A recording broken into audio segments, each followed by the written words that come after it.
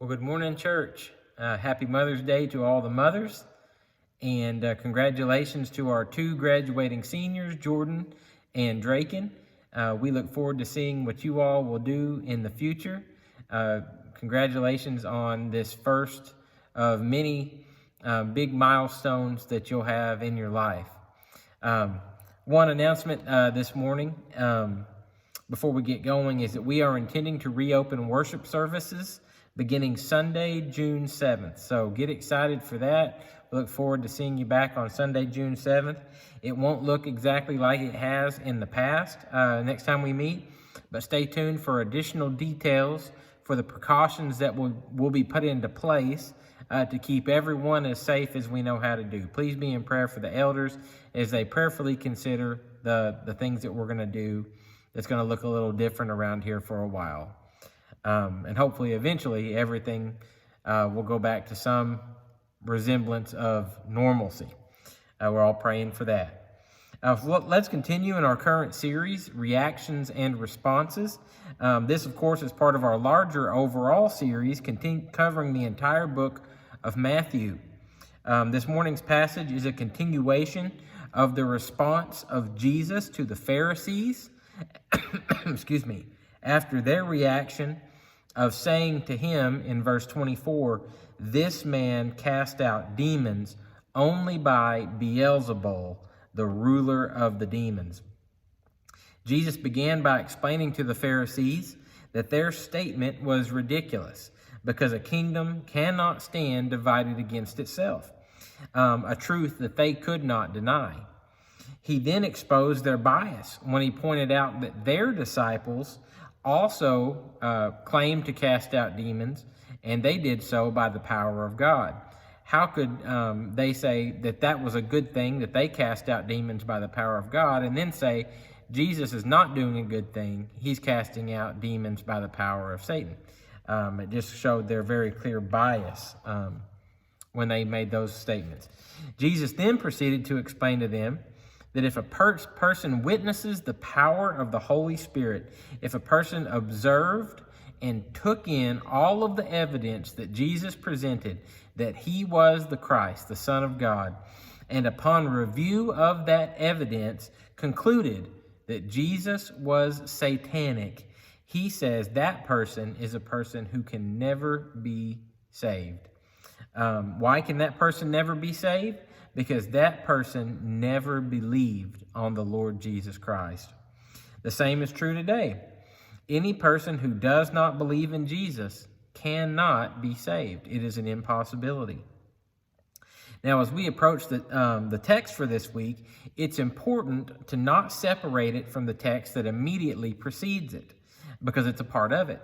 Jesus is still talking to the Pharisees. He hasn't finished talking with them yet. And that's where we'll pick up this week in Matthew chapter 12, verses 33 through 37, in a sermon that I've titled, "You Are What You Say." Like last week, we'll cover part 1 this morning. We'll cover part 2 this evening. You're going to want to tune back in for part 2, because part 2 is going to be all of the application of these verses to your life. So you're really going to want to tune in for that. We'll approach the text by looking at what it meant in its original context, and then tonight we'll look at the principles that apply to you and I today. Like I said, what's going to be most relevant to you in your life. Let's begin by reading the text, Matthew 12, verses 33 through 37. Jesus said, "Either make the tree good and its fruit good, or make the tree bad and its fruit bad. For the tree is known by its fruit. You brood of vipers, how can you, being evil, speak what is good? For the mouth speaks out of that which fills the heart. The good man brings out of his good treasure what is good, and the evil man brings out of his evil treasure what is evil. But I tell you that every careless word that people speak, they shall give an accounting for it in the day of judgment. For by your words you will be justified, and by your words you will be condemned." Starting in verse 33. "Either make the tree good and its fruit good, or make the tree bad and its fruit bad, for the tree is known by its fruit." There is truly only one word which within this verse that causes Jesus' statement to sound a little bit confusing to us. And that is the word translated into our English language as make. Notice he says, make the tree good or make the tree bad. Now, make is not intended to be interpreted like we typically will use the word make, as in to construct something, like to make something. It's intended to be interpreted in the same sense of when we use the word make, as in make up your mind. That's the intention of Jesus here when he says make the tree good or make the tree bad. He's saying you make the decision. Is the tree good or is the tree bad? Well, what is the tree that he's talking about? And the context is everything. Jesus is saying to the Pharisees who just accused him of being from Satan, make up your mind. Either I'm a good tree that produces good fruit, or I'm a bad tree that produces bad fruit. He then says, for the tree is known by its fruit. What he's saying is very basic and it's very simple. Good trees make good fruit. Bad trees make bad fruit. Good trees can't make bad fruit. If they did, they wouldn't be good trees. Bad trees can't make good fruit. If they could, they wouldn't be bad trees, but good. And why is Jesus making this statement to them? Because they just got finished saying that Jesus did a good thing, casting the demon out of the man in verse 22, and also giving him his sight and curing his inability to speak. They won't say that isn't a good thing. Who would ever say that was a bad thing? So instead of saying that the miracle Jesus just performed was bad, they instead say that Jesus did a good thing, but he used the power of evil to accomplish the good thing that he just did. Jesus tells them, what you're claiming isn't possible. I am a good tree. I only produce good fruit. Jesus then continues in verse 34. You brood of vipers, how can you, being evil, speak what is good? For the mouth speaks out of that which fills the heart.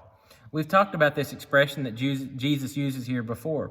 You'll remember that this expression that he uses here, brood of vipers, was first used by John the Baptist. Brood, that word brood, means offspring. And that used to be common knowledge, but you don't hear people use that word to mean offspring very commonly anymore. An instance would be like, here comes Kendall and all of her brood. We don't hear people say things exactly like that anymore, but we understand, most of us understand that word brood to mean the offspring of. And that's exactly what Jesus means here when he calls the Pharisees a brood of vipers.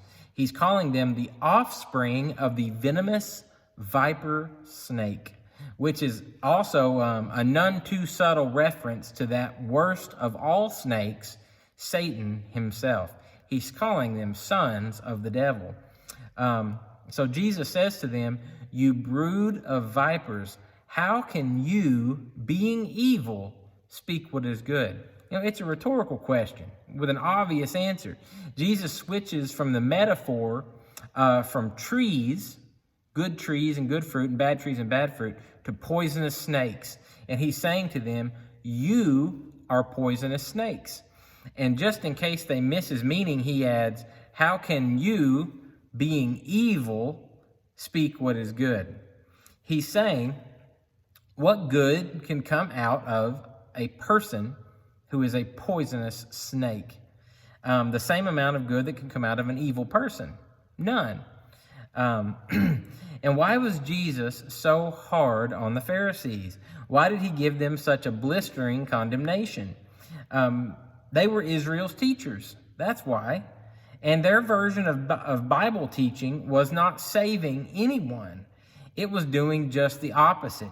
In Matthew chapter 23, verse 15, Jesus says, woe to you, scribes and Pharisees, hypocrites, because you travel around on sea and land to make one proselyte. A proselyte is a convert or a follower. And when he becomes one, you make him twice as much a son of hell as yourself. Jesus is saying, not only are you sons of the devil, but every one of your converts are twice as much of a son of hell as you are. A couple verses prior to this one, in Matthew 23, verse 13, Jesus says, you shut off, speaking to the Pharisees, you shut off the kingdom of heaven from people.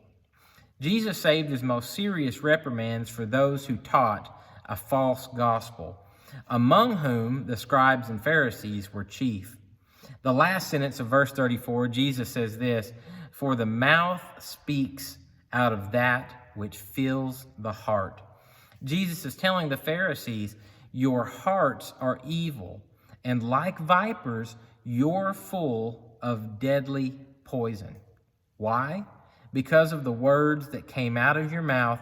This man cast out demons only by Beelzebul, the ruler of demons. The worst words, the most venomous, poisonous, wretched words that they could have said, is exactly the words that they used to describe Jesus and his ministry.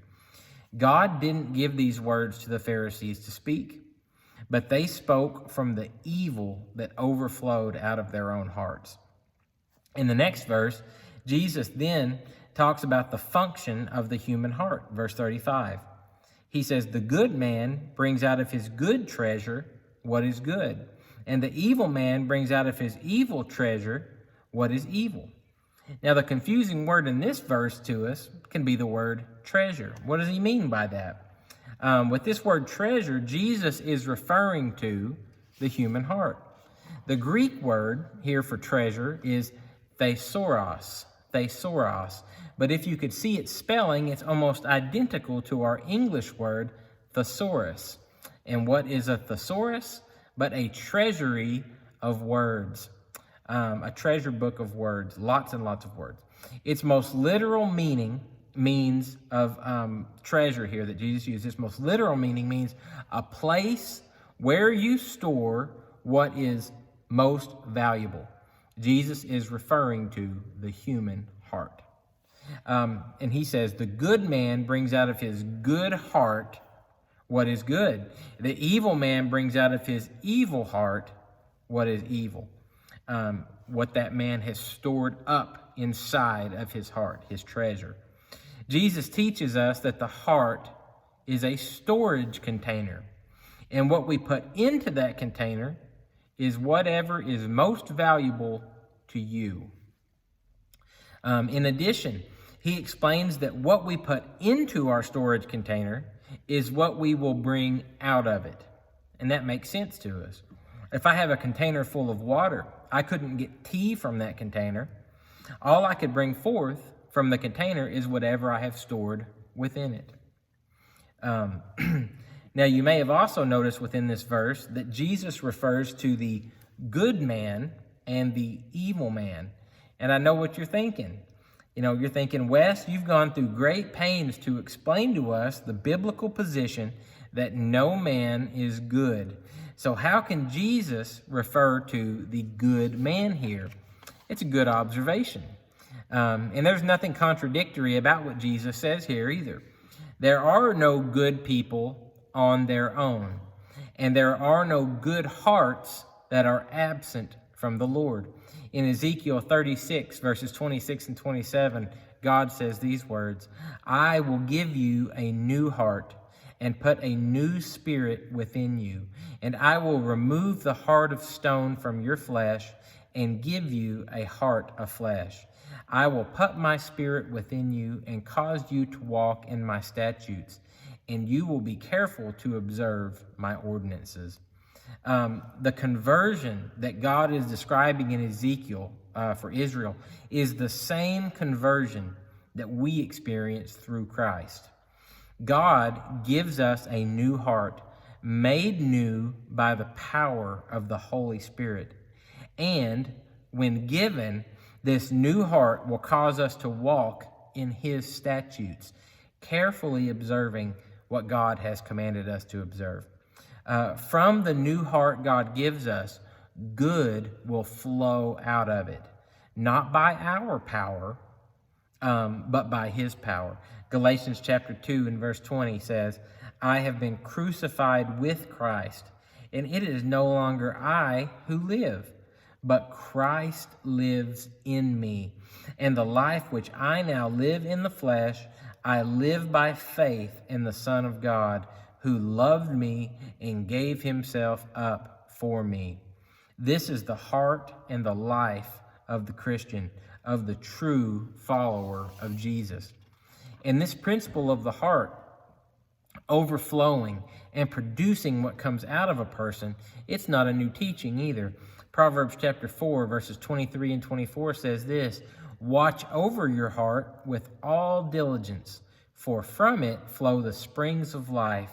Put away from you a deceitful mouth, and put devious speech far from you. So Jesus is telling the Pharisees that out of the evil storehouses of their hearts, they bring forth evil words. And remember back to verse 14, the Pharisees went out and conspired against Jesus as to how they might destroy him. Jesus saw their corruption inside and out. Their hearts were full of murder. Their words were full of poison. And then verse 36, he continues, but I tell you that every careless word that people speak, they shall give an accounting for it in the day of judgment. The emphasis here is for the unbelieving Pharisees. But this verse is not without warning for believers either. In the immediate context, Jesus is letting the Pharisees know that it is their very words they may have not thought were very important, but it is their very words, their words that were not very carefully considered, worthless words, poison words. Those words will be the evidence against them on God's great day of judgment. Now for believers, our careless words, our worthless words, even our poison words, because yes, even believers say careless words. We shouldn't, we do. Even believers say worthless words. Even believers at times say poison words. Now those words of the believer, though, those were dealt with and forgiven by Jesus upon the cross as he bled and died there. So if our words are forgiven, will we still be accountable for them? Yes, but only unto heavenly rewards. For instance, James chapter 3, verse 1 says this, let not many of you become teachers, my brethren, knowing that as such we will incur a stricter judgment. James here, he's speaking to believers. He even refers to the believers as my brethren. So he's not talking to non-Christians. He's talking to Christians. But then he advises Christian teachers to not be many teachers. Because if they are, because teachers will incur a stricter judgment. Paul describes the words and deeds and motives of Christians being judged in 1 Corinthians chapter 4, verses 3 through 5. Paul says this, to me, it is a very small thing that I may be examined by you or by any human court. In fact, I do not even examine myself, for I am conscious of nothing against myself. But get what he says. I'm conscious of nothing against myself. I don't know any wrong that I've done, yet I am not by this acquitted. Meaning just because I don't know of something I've done wrong doesn't mean that there's not something I'm doing wrong. Something I'm believing wrong, something I'm thinking wrong, something I may be teaching wrong. But the one who examines me is the Lord. Therefore, do not go on passing judgment before the time, but wait until the Lord comes, who will both bring to light the things hidden in the darkness and disclose the motives of men's hearts. And then each man's praise will come to him from God.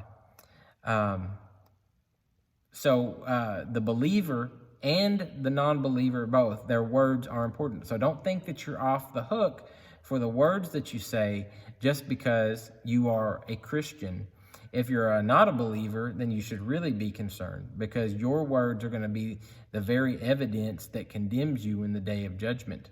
And especially the words, not so much the words that you did say, but also the words that you did not say. And we'll talk about those tonight.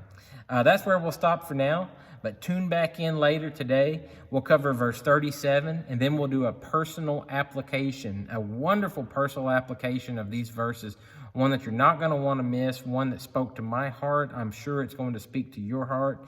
And the Lord's going to do things to you through this lesson in ways that you can't even imagine. So tune back in later. And until then, love God and love others. I'm Wes LaFleur, signing off.